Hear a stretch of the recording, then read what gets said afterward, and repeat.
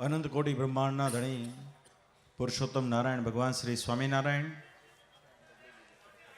સ્વામિનારાયણ મંદિર બગસરા મૂર્તિ પ્રતિષ્ઠાનો એક પાવન અવસર અને આ પ્રસંગે શ્રીમદ સત્સંગી જીવન ગ્રંથરાજની દિવ્ય કથા અને એનું રસપાન કરાવી રહેલ વક્તા મહોદય સ્વામી શ્રી વિવેક સ્વરૂપ સ્વામી, આ મંદિરના પ્રેરક આયોજક, છેલ્લા 28 વર્ષથી બગસરા ખાતે રહી આપણા મૂળ સત્સંગનું જેમણે સંવર્ધન કર્યું છે, આપ સૌનો પ્રેમ જેમણે સંપાદિત કર્યો છે, સાધુતાના ગુણે યુક્ત છે, બહુ ધીર ગંભીર છે એવા સ્વામી શ્રી લક્ષ્મીપ્રસાદ સ્વામી, એમનું સમગ્ર સંત મંડળ, ઉપસ્થિત ઘણા બધા વડીલ આદરણીય સંતો, અહીંયા જ્ઞાન જીવનદાસ સ્વામી છે, માધુપ્રિય શાસ્ત્રીજી છે, એમના સ્વામી શ્રી હરજીવન સ્વામીના મંડળના તમામ સૌ સંતો ઉપસ્થિત છે. પણ વિશેષપણે ઉપસ્થિત જૂનાગઢ ટેમ્પલ બોર્ડના ચેરમેન સ્વામી દેવનંદન સ્વામી, એના કોઠારી સ્વામી પ્રેમ સ્વરૂપ સ્વામી, આપણા વડતાલ મંદિરના મુખ્ય કોઠારી ડૉક્ટર શ્રી સંત સ્વામી આદિક ઉપસ્થિત તમામ સર્વે આદરણીય સૌ સંતો અને બહુ મોટી સંખ્યામાં ઉપસ્થિત ભગવાન શ્રી હરિના લાડીલા પ્રેમી ભક્તજનો અને નાનાથી આરંભીને મોટી સર્વ પ્રકારની સેવાઓ જેમણે કરી છે એવા તમામ યજમાન પરિવારશ્રીઓ, આપ સર્વને અમારા અંતરના ભાવથી જય સ્વામિનારાયણ. પ્રતિષ્ઠા થઈ રહી પછી અમે સ્વામીને કહ્યું, સ્વામી રાજી છો? તો લક્ષ્મીપ્રસાદ સ્વામીએ કહ્યું, અમે બહુ રાજી છીએ. તો તમે જ્યારે એ વાત કરી ત્યારે અમને પણ અતિશય આનંદ થયો છે. ભાઈ, અમારા પરદાદાનું નામ આચાર્ય શ્રી લક્ષ્મીપ્રસાદ હતું અને સ્વામીનું નામ એ લક્ષ્મીપ્રસાદ છે. થોડું ઘણું અંતર હતું, પણ અંતર આજે પૂરું થયું છે. અને મુખ્ય વાત એ કે આ મંદિર એમણે જૂનાગઢ નિવાસી શ્રી રાધારમણ દેવની સાથે બહુ શ્રદ્ધાથી, ઉમંગથી, ભક્તિભાવથી એનું સંકલન કર્યું છે. માટે બહુ હૃદયથી સ્વામી શ્રી લક્ષ્મીપ્રસાદ સ્વામી, એમના મંડળના તમામ સંતોને મારા ખૂબ ખૂબ રૂડા ધન્યવાદ છે. સ્વામી હવે મંદિરને કળશ ચડી ગયા હો, હવે કાંઈ કરવાનું રહેતું નથી. આપણે 5%થી જોડાયા છીએ ને. આમ તો 20મો ભાગ એટલે 5% થાય. મહારાજ કે દુર્બળ હોય ને, પણ હું બહુ હૃદયથી ભગવાનને પ્રાર્થના કરું કે બગસરા સ્વામિનારાયણ મંદિર એના દ્વારા ચાલતી પ્રવૃત્તિથી એટલું સદ્ધર અને સમૃદ્ધ થાય કે ભવિષ્યમાં રાધા રમણ દેવને આનાથી અનંત ગણી સેવા એ મંડળ દ્વારા થાય. ભાઈ, આ સત્સંગ કલ્યાણનો છે, આમાં કલ્યાણની વાત મુખ્ય છે અને કલ્યાણ માટે ભગવાન પધાર્યા. અને ભગવાને 2 દેશ ગાદીનો વિભાગ કર્યો. સંપ્રદાયની અંદર આપણે જાણીએ છીએ પણ 6 જેટલા મોટા વિશાળ મંદિરો કરાવ્યા. પોતે બાથમાં લઈને પોતાના જ અર્ચા સ્વરૂપો શ્રી લક્ષ્મીનારાયણ દેવ, શ્રી નરનારાયણ દેવ, શ્રી રાધારમણ દેવ, શ્રી ગોપીનાથજી મહારાજ, શ્રી મદન મોહનજીની આપણને પ્રાપ્તિ કરાવી આપી.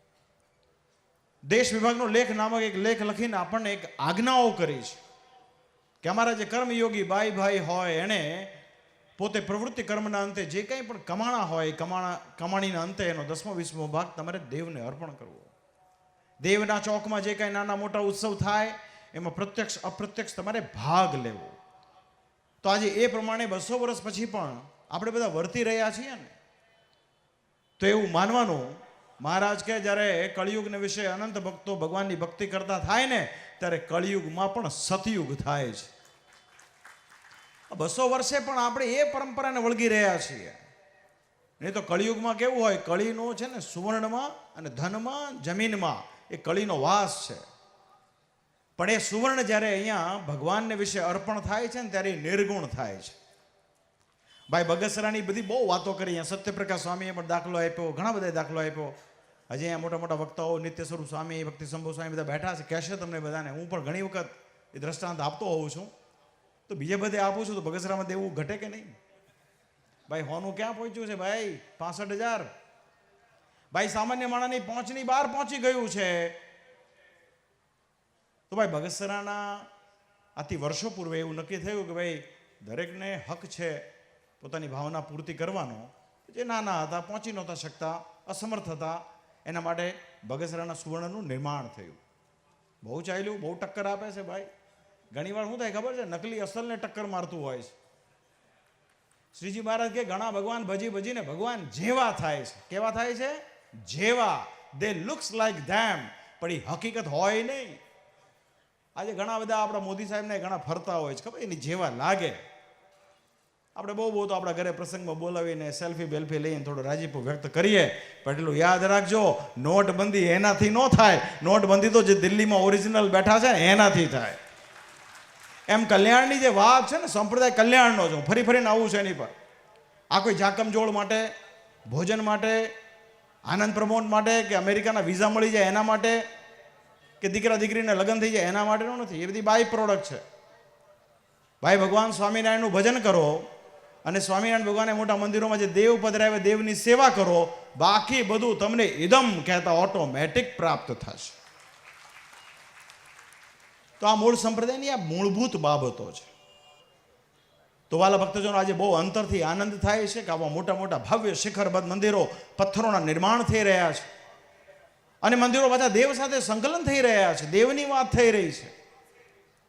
અને વાલા ભક્તજનો, આ વર્ષ જે છે ને એ વડતાલમાં, આપણી જે વડતાલ દક્ષિણ દેશ ગાદી છે, એમાં ભગવાન સ્વામિનારાયણે પોતાના સ્વહસ્તે જે લક્ષ્મીનારાયણ દેવ પધરાવ્યા છે, મહાપ્રતાપી.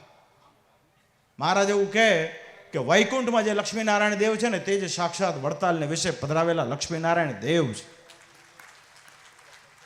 કોઈ શ્રદ્ધાથી, ઉમંગથી, નિષ્કામ ભાવથી અમે પધરાવેલા લક્ષ્મીનારાયણ દેવની સેવા કરશે, એની તમામ મનોકામના અમે પૂર્ણ કરશું.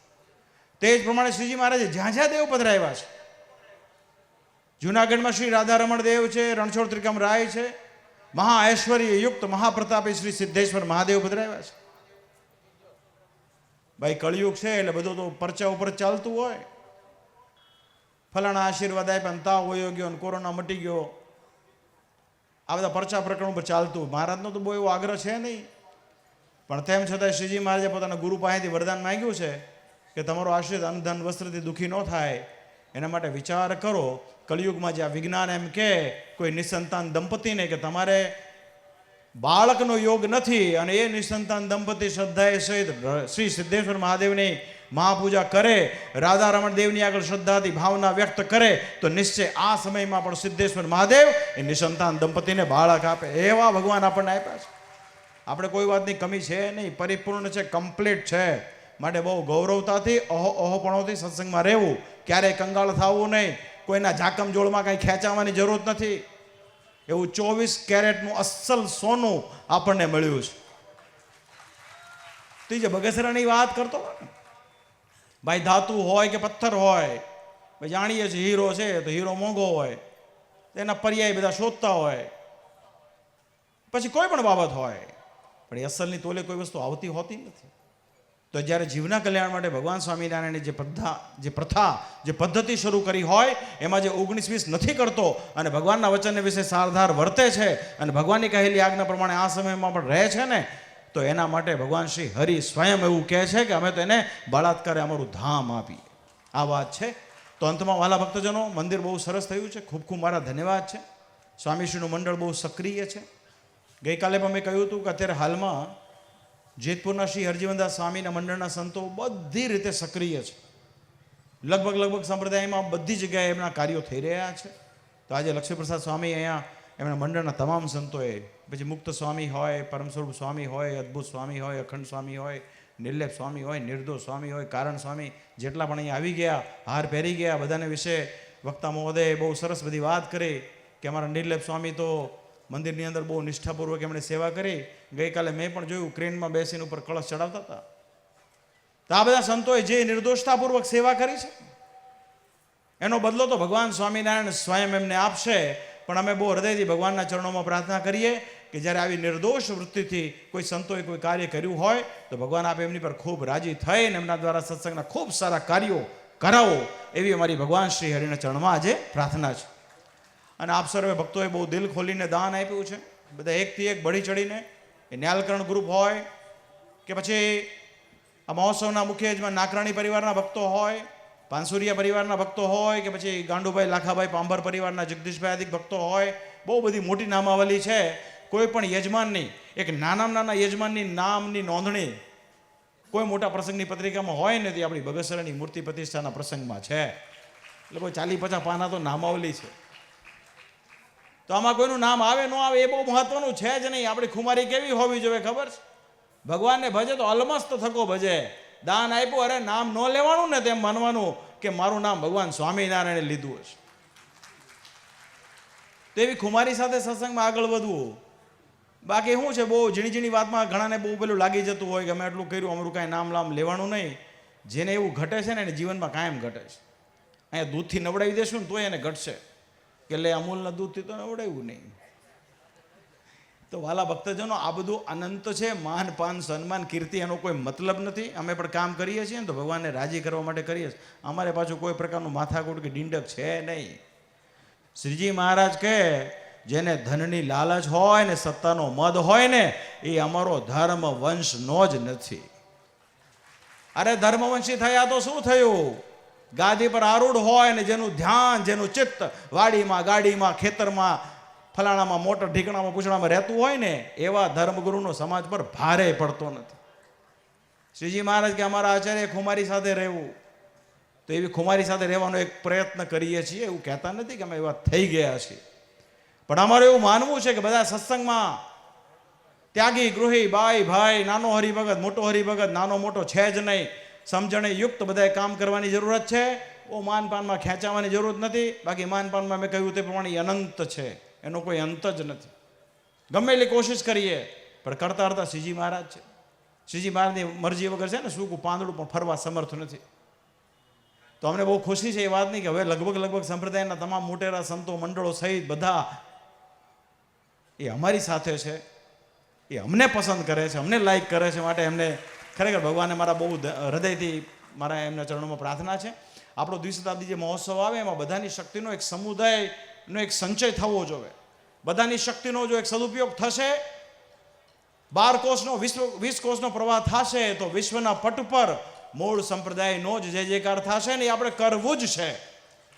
આગામી 5 વર્ષની અંદર વડતાલ, ધોલેરા, જુનાગઢ, ગઢપુર, આચાર્ય સ્થાપન, શિક્ષાપત્રી આદિકના જે 200 વર્ષના ઉત્સવ થાય એમાં બધાની શક્તિનો એવો સરસ મજાનો ઉપયોગ થાય કે મૂળ સંપ્રદાય મહારાજે જે કહ્યું ને કે હવે અમારા દાખલા સામું જોજો, એ દાખલો સફળ કરવાનો એક આપણને તક મળી છે. તેનો સદુપયોગ કરવાની વાત છે અને અમને એવી આશા છે, વિશ્વાસ છે એ પ્રમાણે થશે. તો અંતમાં શ્રી હરિની કૃપા આપ સૌ ઉપર ઉતરો. આપ સૌ દ્વારા સત્સંગના ખૂબ સારા કાર્યો થાવ. અને લક્ષ્મીપ્રસાદ સ્વામી, તમારી ભોળપણ, તમારી નિર્દોષતા એનો કોઈ બીજો પર્યાય છે નહીં. સમજી લેજો. અમને એ બહુ ગમતી બાબત હોય છે, ઉડીને આંખે વળગે એવી વસ્તુ હોય છે. તો તમારી નિર્દોષતાના કારણે આવું સરસ મજાનું થયું છે. ભલે 10 વર્ષે થયું, 20 વર્ષે થયું, જ્યારે બી થયું બહુ શ્રેષ્ઠ થયું છે. અને મંદિરમાં ઠાકોરજી વિરાજમાન થઈ ગયા છે. અને એ ઘનશ્યામ મહારાજ, એ શ્રી ધર્મદેવ ભક્તિ માતા ભગવાનનું બાલ સ્વરૂપ, એમના ચરણમાં પ્રાર્થના છે એમની કૃપા દ્રષ્ટિ કાયમ બગસરા અને આજુબાજુના ગામો ઉપર રહો. આપે જે ગામોમાં સત્સંગ કરાવ્યો છે, મંદિરોના નિર્માણ કરાવ્યા છે, એ ગામોના ભક્તો પણ સદા સુખી રહો એ ભગવાનના ચરણમાં પ્રાર્થના કરી વિરમું છું પુનઃ એક વખત. અને ખાસ અમારા બધા અહીંયા ભક્તો જે આવ્યા છે, હમણાં પેલો ભાઈ વિનોદભાઈ આવી ગયા છે, કાંઈક કહેતા હતા મને કે હમણાં આવું છું ત્યાં.